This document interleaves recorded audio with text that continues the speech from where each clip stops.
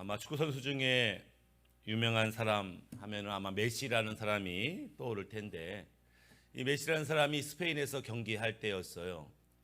근데 아마 그 경기하는 내용을 분석한 것 같습니다. 이 경기를 분석해 보니까 메시라고 하는 선수가 공을 잡고 있는 시간이 이 90분 중에 3분이었대요. 그렇지만 이 3분을 통해서 경기의 흐름이 바뀌고, 이 3분을 통해서 골을 넣고 승리가 결정되게 되었습니다. 그러니까 이제 경기 끝나고 기자가 이제 인터뷰를 하는데, 우리가 보니까 당신이 경기 중에 단 3분만 공을 잡고 있던데 어떻게 3분 만에 이게 분위기를 바꾸고 어떻게 팀을 승리하게 되는 그 비결이 뭡니까? 이렇게 질문을 했어요.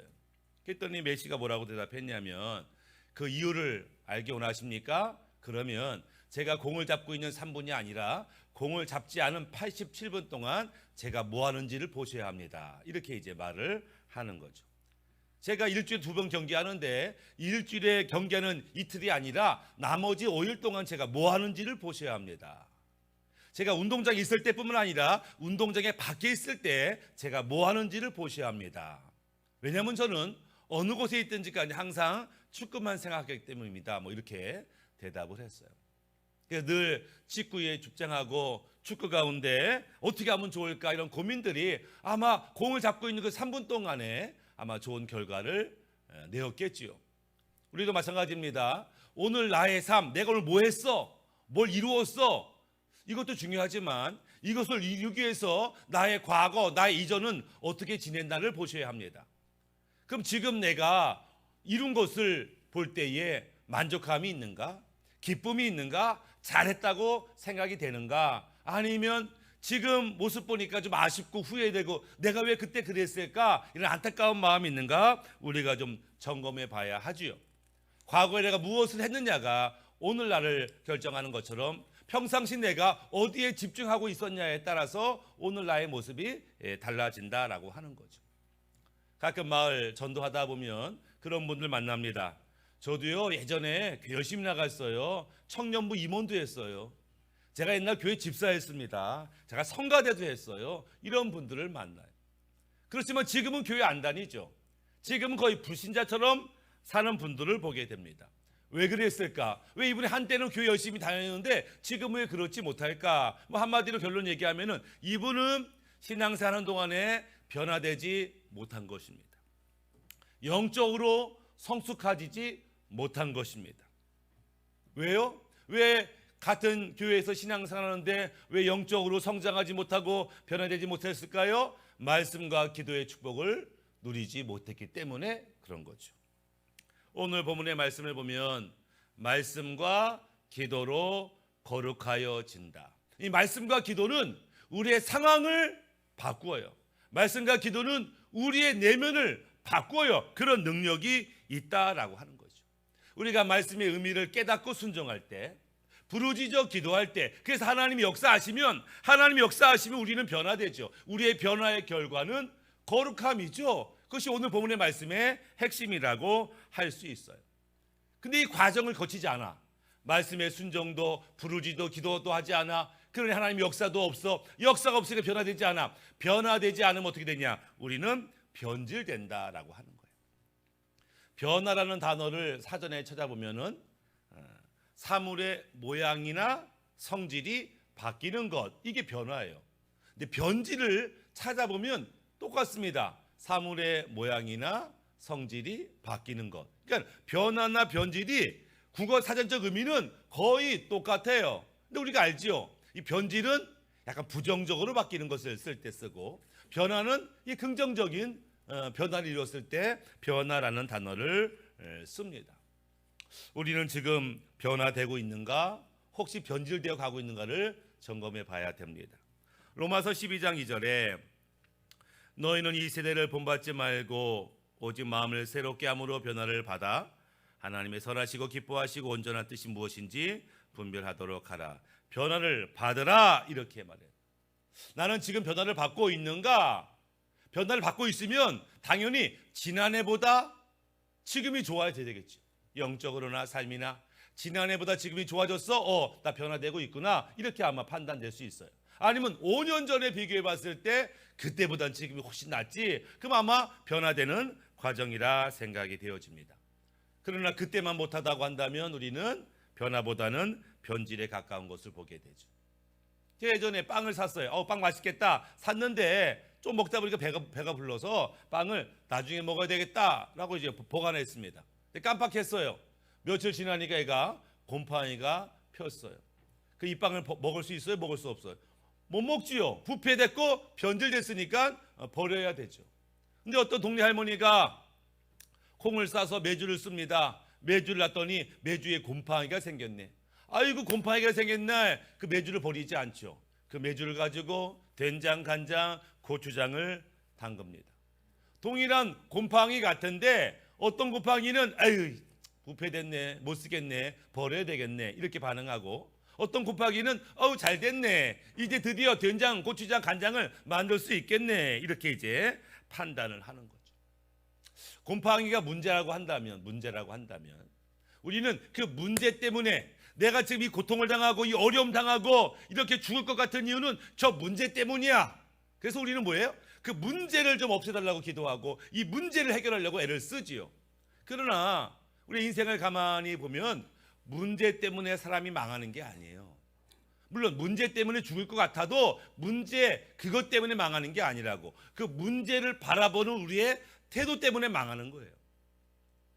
그 문제를 가지고 우리가 주 앞에 나가고 부르짖고 말씀대로 살고 하면 이 문제로 인해서 결국 우리가 깨어나고 회개하고 변화되고 복을 누려요.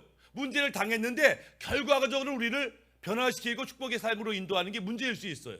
근데 문제 앞에서 낙심하고 화내고 분노하고 죄짓고 그럼 이 문제 때문에 망하는 거죠.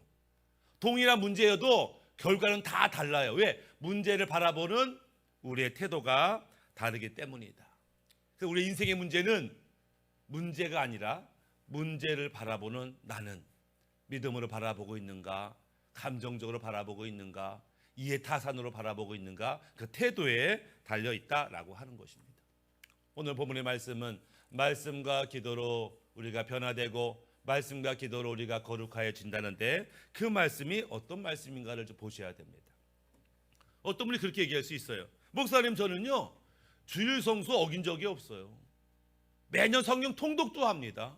그런데 아무리 봐도 내 삶에는 변화가 일어난 것 같지 않아요. 성장이 된 것 같지 않아요. 왜 그럴까요? 이렇게 반문할 수 있어요. 왜? 그런 분들 보거든요.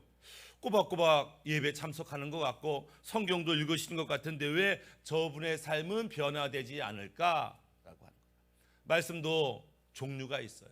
성경에서는 엄마가 아기한테 주는 젖과 같은 말씀도 있다 이렇게 표현하고 있죠. 히브리서 5장 12절에 때가 오래므로 너희가 마땅히 선생이 될 터인데 너희가 다시 하나님의 말씀의 초보가 무엇인지 누구에게 가르침을 받아야 할 것이니 젖이나 먹고 단단한 식물을 못 먹을 자가 되었도다. 아기가 먹는 젖은 너무 중요하죠. 생존에 필요한 거죠. 너무나 이 젖은 귀한 거고 젖과 같은 말씀 또한 우리를 구원으로 인도하는, 베드로전서 2장 2절에서는 우리를 구원으로 인도하는 신령한 젖을 사모하라 이렇게 말하고 있죠. 이 젖과 같은 말씀은 은혜의 말씀이고 위로의 말씀이고 사랑의 말씀입니다. 좋은 것이지만 언제까지 젖만 먹을 수는 없어요. 아기가 성장하면 밥을 먹어야 되고 고기도 먹어야 되고 과일도 먹어야 되고, 예, 하나님 말씀도 늘 사랑한다, 위로한다, 염려하지 마라, 걱정하지 마라 이런 말씀만 있는 게 아니에요. 순종하라, 도전하라, 고난을 견뎌라, 참아라, 사명을 감당하라, 십자가를 져라 이런 말씀도 있다고. 근데 이런 말씀이 좀 부담스럽죠. 엄마의 젖과 같은 말씀은 우리를 생존하게 하고 은혜를 주지만 믿음의 승리를 갖게 하고 영적 성장을 갖게 하고, 예, 영적 전쟁에서 이기게 하는 말씀은 단단한 음식 같은 그런 말씀 우리가 받아야 하는 거죠. 요한복음 6장 26절에 예수께서 대답하여 이르시되 내가 진실로 진실로 너희에게 이르노니 너희가 나를 찾는 것은 표적을 본 까닭이 아니요 떡을 먹고 배부른 까닭이라. 이스라엘 많은 백성이 예수님을 따라다녔어요. 말씀을 듣고 은혜를 받았어요. 엄청난 기적을 경험했어요. 그때마다 야, 저 예수님 우리 왕이 있으면 좋겠다 그러면서 예수님을 높였어요. 그들은 기쁨이 충만했어요. 그렇지만 이들의 관심은 자기 일신상의 복이었어요. 자기 문제가 해결되고 자기가 그저 복 받는 거에 머물러 있었다. 나쁜 건 아니지만 그런 관심은 어린아이의 관심이죠. 어린아이의 관심은 온통 자기에게 있어요. 더 먹고 더 갖고 더 누리고. 예수님을 따랐던 수많은 무리들은 어린아이 같은 심령이었고 어린아이에게 먹는 젖과 같은 말씀만 먹고 만족을 했다. 이들은 하나님의 마음이라든지 하나님의 앞으로 구원 계획이라든지 아니면 사명에 대해서는 별로 관심이 없었다. 자기만 잘 되면 오케이 하는 상황인 것들을 보게 됩니다. 어느덧 주님의 은혜를 받고 주님의 도우심을 받고 그래서 살만해졌어요. 살만해지니까 사람이 배부르니까 등 땄으니까 이제 뭐 더할 나이가 없다, 부족함이 없다 라고 끝나면 좋을 텐데 사람이 이 살만하면 뭐가 생기냐면은 욕심이 생겨요. 욕망이 생겨요. 야망이 생겨요. 더 많이 갖고 더 빨리 올라가고 더 크게 누리기를 원하는 마음이 있어요. 탐욕이 생겨요. 그런데 자기가 지금까지 경험한 하나님은 내 탐욕을, 내 야망과 욕심을 만족해 주실 것 같지가 않아. 하나님의 말씀은 그런 말씀이라기보다 오히려 내 탐욕을 혼낼 것 같고 내 욕심을 혼낼 것 같고 이러니까 하나님과 점점점 멀어져요. 내가 지금 내 욕망이 원하는 것을 하나님이 주실 것 같지 않으니까 굳이 기도하지 아니하고 점점 멀어져요. 하나님의 관계가 멀어지면 결국에는 하나님을 잊게 되죠.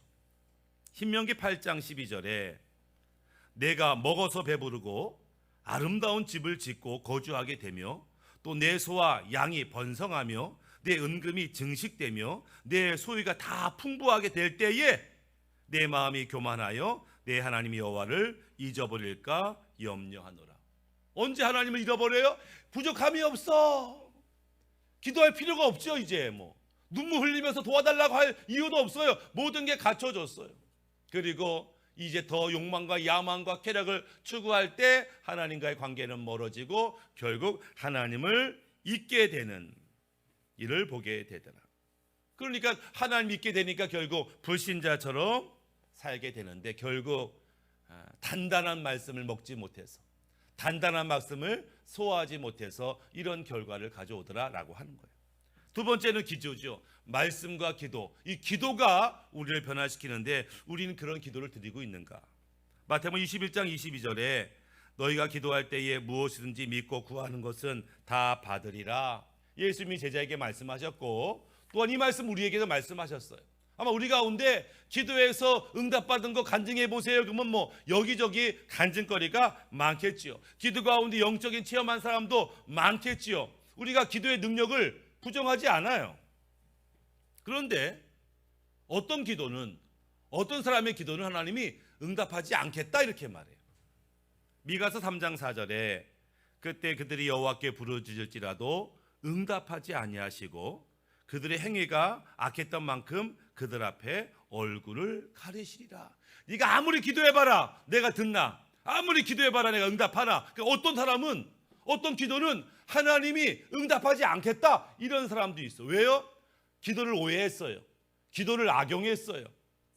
나는 지금 기도한다고 하는데 하나님이 기뻐하는 그런 기도를 드리고 있는가? 우리는 기도의 업그레이드가 필요해. 처음 신앙생활 할 때는 기도가 뭔지도 모르죠. 이거 어떻게 하는 거야?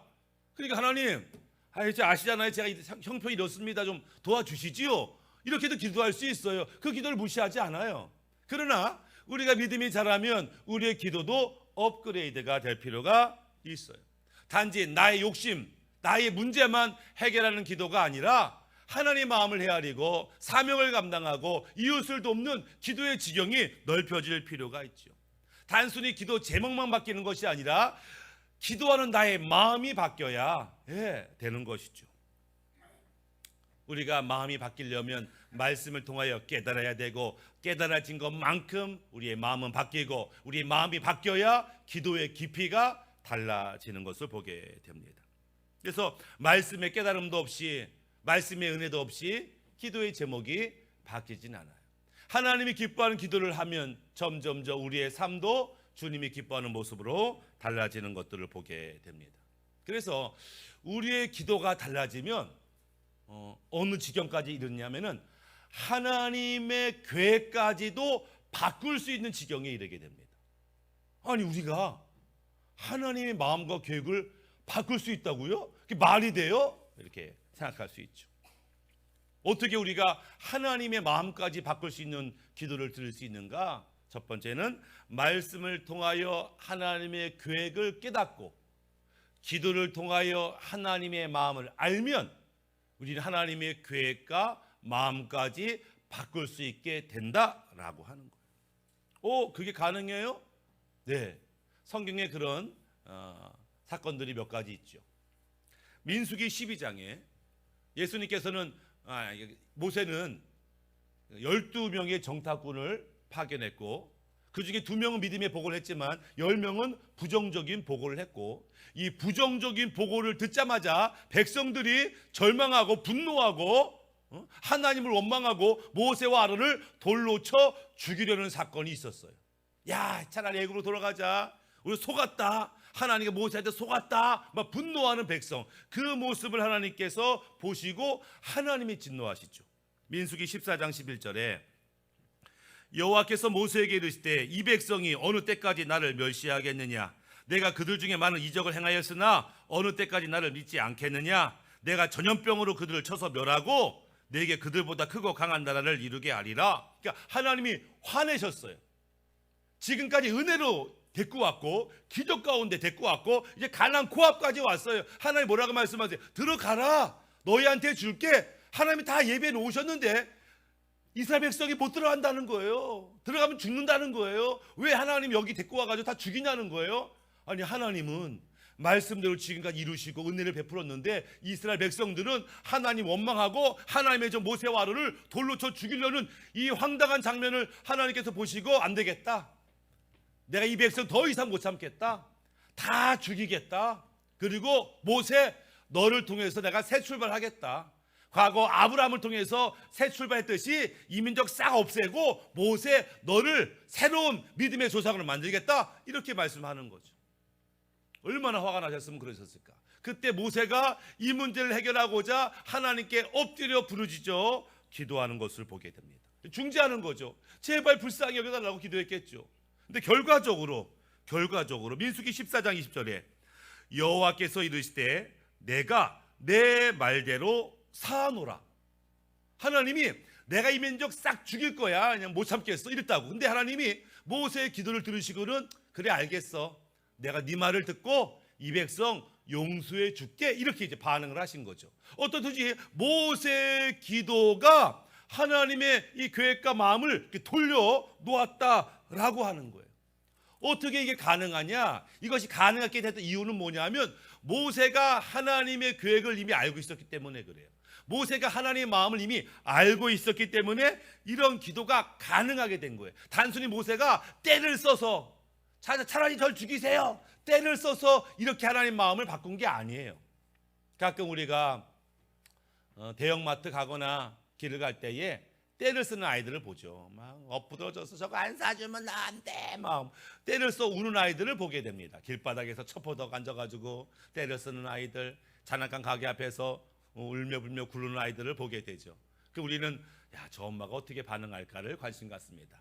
아유, 알아서 창피하다, 사줄게, 이런 부모도 있고, 너 엄마가 절대 안 사준다, 너 나 몰라 하고 엄마 양 휭 가는 엄마도 있고, 우리가 이제 반응을 보게 되죠. 우리가 자녀를 양육할 때 기본은 뭐냐면 일관성이에요. 집에서 안 된다고 한 거는 밖에서도 안 돼야 되는 거예요. 근데 시선이 부끄러워서 알았어, 이거는 좋은 태도가 아니죠. 일관성은 굉장히 중요합니다. 그렇지만 아무리 일관성이 중요하고 규칙이 중요해도 자녀가 우리 엄마는 날 사랑해, 이 감정을 해치면 안 되죠. 그래서 일관성과 함께 엄마가 비록 안 사줘도 엄마가 날 사랑하는 마음은 변치 않지, 이것까지는 이제 해치지 않을 정도의 어떤 양육의 태도가 필요하지만, 어쨌거나 지금 하나님께서 마음을 바꾸신 것은 모세가 때를 써서 바꾼 게 아니에요. 모세는 하나님의 뜻과 마음을 알고 있었기 때문에 하나님의 마음을 바꿀 수가 있었다. 그러면 모세가 알고 있는 하나님의 계획과 마음이 뭐냐? 모세는 뭐라 하냐면은 하나님은 한 명이라도 더 사람을 구원하기 원하시는 걸 알아요. 단순히 한 명이 아니라 모든 민족을, 열방을 구원할 계획이 있으신 것을 모세가 알아요. 지금 하나님이 진노하시고 때때로 우리에게 고통을, 재앙을 내리지만 그것이 본심이 아니라는 것을 모세가 알아요. 하나님이 원하는 것은 상황이 어떠하든지 그 가운데 믿음을 드러내기를 원하신다는 걸 모세가 알고 있어요. 그렇기 때문에 모세는 이런 하나님의 계획과 마음을 알고 있었기 때문에 그분의 계획과 마음에 합당한 기도를 드렸고, 그런 기도가 결국 하나님의 진노를 돌이킬 수 있게 되었다라고 하는 거예요. 마가복음 7장에도 예수님께서 저 수로보니게 여인을 만났지요. 그의 딸이 귀신 들려가지고 도와달라고 했을 때 예수님이 매정하게 거절했습니다. 모른 척했어요. 어떻게 우리 사랑의 예수님이 저렇게 살려달라고, 도와달라고, 우리 딸 귀신 들린 것 좀 해결해달라고 저렇게 애쓰는 엄마를 무시하고 매정하게 거절할까? 이렇게 아마 생각할 수 있는 장면이죠. 그러나 예수님의 본심은 그게 아니었죠. 예수님의 본심은 당연히 그 아이가 귀신으로부터 노임받는 거였습니다. 그러나 예수님의 또 다른 계획은 뭐냐면 이 엄마가 이 문제에 있어서 믿음을 드러내기를 원했어요. 그리고 이 여인이 그런 모진, 어떻게 하면 모멸감, 무시함 속에서 믿음의 고백을 하죠. 그러니까 하나님이, 예수님께서 그 아이를 고쳐줍니다. 뭐라고 말씀하시냐면은 마가복음 7장 29절에 예수께서 이르시되 이 말을 하였으니 돌아가라, 귀신이 네 딸에게서 나갔느니라. 왜? 결정적인 이유는 뭐예요? 이 말을 하였으니, 예수님이 듣고자 하는 믿음의 말을 네가 하였기 때문에 이제 이 역사가 일어날 것이다. 주님이 그냥 이 아이를 무시한 것도 아니고 엄마를 무시한 게 아니에요. 믿음의 말을 듣고 싶었어요. 믿음의 말을 듣고자 그렇게 반응하셨어요. 믿음의 말을 듣고 예수님이 그들을 고치시는 것을 보게 됩니다. 그러니까 우리가 주님의 마음을 알고 주님의 계획을 아는 것이 얼마나 중요한지 몰라요. 그래서 어떤 때는 예수님을 오해해요. 나한테 이런 고통을 주시니까 예수님이 잊었나 보다, 날 미워하나 보다, 난 구원받지 못했나 보다. 그게 아니에요. 이 고통을 통해서, 문제를 통해서 주님이 원하시는 게 있어요. 그걸 알아채는 자는 이 문제를 바꿀 수 있는 힘이 생기는 것을 보게 됩니다. 모세가 하나님의 진노 앞에서 담대하게 이스라엘 구원을 외쳤던 것은 하나님의 계획이, 그분의 마음이 무언지를 알고 있었기 때문에 그렇다라고 하는 것이죠. 모세의 기도는 남달랐어요. 모세는 늘 주님의 임재 안에서 주님과 대화하듯이 아주 깊이 있는 비밀을 나누는 그런 사이였죠. 모세가 왜 그런 기도의 능력을 갖게 됐는가? 모세의 기도의 능력의 특징은 뭘까? 보면은 모세는 하나님과 싸우지 않고 문제와 싸운다는 거예요. 어떤 성도는 기도할 때 하나님과 싸우는 사람이 있어요. 하나님 너무한 거 아니에요? 내가 이렇게 애썼고 최선 다했고 할 만큼 했잖아요. 하나님 너무하신 것 같은데? 하나님 저도 이럴 수는 없죠. 누구하고 싸워요? 하나님하고 싸워. 우리는 하나님하고 싸우는 게 아니에요. 문제와 싸우는 것이고, 모세는 하나님과 싸우지 아니하고 지금 문제를 고백하며 문제를 가지고 싸웠어요. 그런데 모세의 기도의 특징이 있는데, 모세는 문제를 단도직입적으로 하나님께 요청했고 해결해 달라고 이런 기도를 거의 하지 않아요. 그게 무슨 말이냐면은 모세의 기도는요 길어요. 어떤 면에서 길어. 그리고 이번 사건도 마찬가지인데 문제가 터졌잖아요. 그럼 엎드려서 뭐라고 기도하냐면 옛날 얘기합니다. 모세가 하나님이 과거에 우리 민족을 얼마나 사랑하셨어요. 그때 주님이 어떻게 역사하셨어요. 주님의 은혜를 우리가 기억합니다. 주님의 기적을 기억합니다. 그때 우리가 얼마나 기뻤어요. 얼마나 감사했어요. 얼마나 주를 높였습니까. 이러면서 과거 하나님과 아름다운 추억들, 기억들을 고백을 해요. 쉽게 말해 옛날에는 전화기 위에 글씨가 있었죠. 용건만 간다니. 그래가지고 3분 넘어가면 어른이 호통쳤습니다. 야 임마 전화 가지고 뭐 하는 거야. 그때는 전화요금 비쌌는지 용건만 간다니 3분 내에 통화하는 것이 미덕이었죠. 그래서 하나님께도 용건만 간다니, 아시죠? 그거예요. 이제 뭐 이렇게 용건만 간단히 하는 기도를 많이 드려요. 물론 주님이 내용은 아시겠죠. 모르는 게 아니에요. 근데 기도가 단순히 정보를 주고 응답받는 게 전부가 아니에요. 기도는 하나님과 교제하는 거예요. 대화하는 거예요. 친밀한 시간이죠. 자판기에 돈 넣고 사과 나와라, 배 나와라, 뭐 사이다 나와라, 콜라 나와라 이렇게 누르면 나오는 자판기가 기도가 아니라고. 모세는 기도를 통해서 하나님의 관계, 하나님의 은혜, 하나님의 마음과 계획을 나누는 시간을 충분히 갖는 것을 보게 됩니다. 우리가 데이트를 하고 누군가 좋아하는 사람이 생길 때 전화하잖아요. 그러면은 전화기가 뜨거울 때까지 전화하는 사람이 있어. 뜨거워. 전화기 들고서 기도해. 얼마나 오래 전화하는지. 1시간, 2시간 전화하는데 배터리가 달 만큼 다 전화를 하죠. 내용이 뭐 엄청 심각하냐? 나라 민족을 구하겠다는 거냐 지금? 3.1 운동 하겠다는 거냐? 그게 아니에요. 별것도 아니에요. 뭐 밥이 뭐 싱거웠다느니 뭐 짜다느니 뭐 별것도 아닌 얘기를 1시간, 2시간 해. 왜? 정보 수단이 아니거든. 대화는 마음을 나누고 관심을 나누고 생각을 나누고. 그러니까 모세의 기도는 그런 기도였어요. 용건만 간단히 하지 않았어요. 기도 가운데 충분히 하나님과 교제하게 되었다. 그리고 모세의 기도의 특징은 뭐냐면 이거죠. 하나님과 관계가 좋지 않은 사람은 그래서를 많이 씁니다. 그래서 아버지 하나님 상이 너무 안 좋아요. 그래서 이번에는 좀 포기하려고 합니다. 아버지 하나님 지금 문제가 너무 커요. 그래서 지금은 안 되고 나중에 하겠습니다. 아버지 하나님께 건강도 재정 상태도 안 좋습니다. 다 포기하고 내려놓겠습니다. 그래서를 많이 씁니다. 그러니까 어쩔 수 없잖아요. 합리화, 변명, 핑계 이렇게 많이 기도하는 사람이 있어요. 근데 모세는 그러나를 많이 쓰죠. 그러나 문제가 크지만 그러나 말씀을 의지하여 한번 해보겠습니다. 상황이 좋지 않지요. 그러나 믿음대로 나아가겠습니다. 건강도 재정 상태도 안 되지만 주님이 내게 감동 주었으니까 그것 따라 가겠습니다. 이 그러나의 기도를 하고 있더라. 백성들은 그래서 우린 죽었구나, 그래서 이제 뭐 원망 불평이 당연하구나 이렇게 말하지만 우리는 그래서의 기도가 아니라 그러나의 기도를 할 수 있어야 한다라고 하는 것입니다. 말씀을 마무리하면 우리가 진짜 변화되기 원한다면 우리는 말씀과 기도에 집중해야 됩니다. 그리고 이 변화는 단 한순간으로 이루어지지 않아요. 메시가 이 3분의 엄청난 기적을 일으키기 위해서 이 87분을 집중하며 뛰어다녔던 것처럼 우리가 하나님의 어떤 문제를 해결하고 엄청난 기적을 경험하고 은혜를 누리기 위해서 단지 그 시간만이 아니라 나머지 시간에도 하나님께 집중할 수 있어야 된다. 우리가 말씀과 기도로 변화되지 않으면 어쩔 수 없이 내 의도와는 다르게 변질이 될 수밖에 없다. 변질되지 않으려면 이제는 단단한 말씀도 먹어야 된다. 깊이 있는 기도의 세계로 들어가야 된다. 깊이 있는 기도 세계 역시 하나님 말씀으로 깨달을 때 깊이 있는 기도 세계에 들어간다. 기도는 하나님과 대화하고 문제 가운데 하나님과 싸우는 것이 아니라 문제를 가지고 우리가 주님께 나가야 되고, 그래서가 아니라 그러나의 믿음을 가지고 나아갈 때 우리가 온전히 변화될 줄 믿습니다.